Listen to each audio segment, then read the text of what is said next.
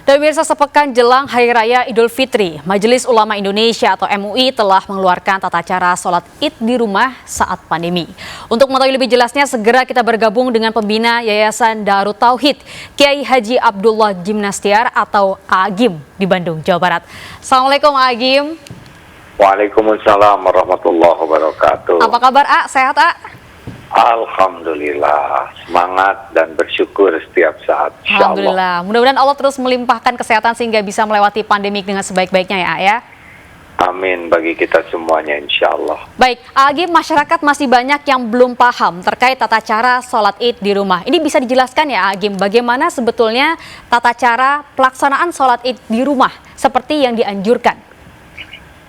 Ya, dalam fatwa MUI yang ke-28 dan dikeluarkan untuk pada 20 Ramadan atau 13 Mei 2020 ini sudah sangat jelas sebetulnya. Tinggal kita baca dengan baik. Tapi kalau belum sempat membacanya, maka dalam fatwa tersebut sudah dijelaskan bagi masyarakat yang berada di daerah yang aman, maka disunahkan untuk sholat Id di lapangan, di masjid yang betul-betul sesuai dengan keadaan aman. Tetapi bagi daerah yang tidak aman, sehingga kalau kita berkumpul maka itu akan berpotensi menimbulkan kemudaratan, maka bisa sholat Id di rumah.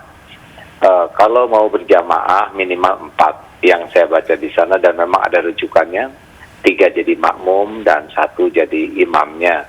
Dan bagaimana kalau kurang dari itu? Kalau kurang dari itu bisa juga sholat berjamaah tapi tidak ada khutbahnya, atau tidak ada orang yang bisa khutbah.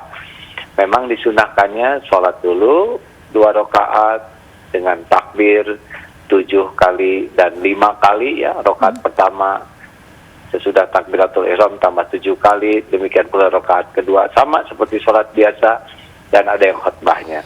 Bagaimana kalau tidak memungkinkan sholat jamaah? Apakah mungkin sendiri? Boleh sendiri juga. Sholat 2 rakaat, niat saya berniat sholat sunnah Idul Fitri 2 rakaat lillahi ta'ala. Karena Islam itu sudah sangat siap dengan segala kondisi, segala keadaan, dan hukum Islam sudah menyelimuti segala urusan, karena yang menciptakan hukum ini adalah Allah yang maha tahu segala keadaan. Jadi tinggal kita pelajari dengan baik, kita perhatikan bagaimana keadaan yang bisa disampaikan oleh pemerintah yang amanah tentang keadaan situasi yang sebenarnya, dan kita bisa menyesuaikan. Kalaupun harus di rumah jangan ragu ya.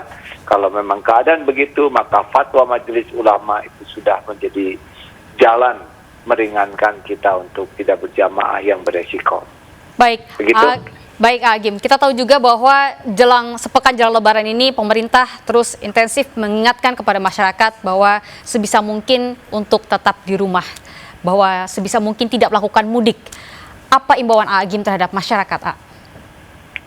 Ya, memang situasi seperti ini tidak boleh emosional di dalam mengambil sikap. Tidak boleh hanya karena ingin, karena kangen, karena rindu, tapi kita lakukan sesuatu karena membawa kemaslahatan atau menjauhi kemudaratan.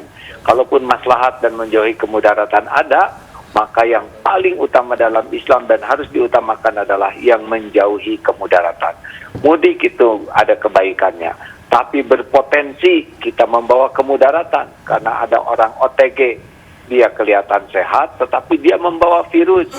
Pulang ke rumah orang tua tertular, anak tertular, tetangga tertular. Maka ini mudik yang tidak berkah karena membawa kemudaratan. Dalam situasi ini bertahanlah di rumah ya, akan lebih banyak kebaikannya, dan nanti akan ada waktunya Allah memberi kelapangan untuk mudik tanpa membawa kemudaratan. Baik tahun ini juga mengingat tentang himbauan pemerintah dan sepenuhnya redaksi RCTI juga mendukung himbauan untuk tidak mudik. Kami mengadakan segmen untuk menghimbau masyarakat tidak mudik dengan tagline adalah Lebaran aman, gak mudik tetap asik. Boleh Agim ulangi sekali lagi ya untuk bicara tagline kami mengajak masyarakat untuk tidak mudik, yakni Lebaran aman, gak mudik tetap asik. Silakan Lebaran aman, tidak mudik dan tetap asik, insya Allah. Insya Allah. Baik, terima kasih banyak Agim sudah bergabung bersama dengan kami di seputar iNews RCTI.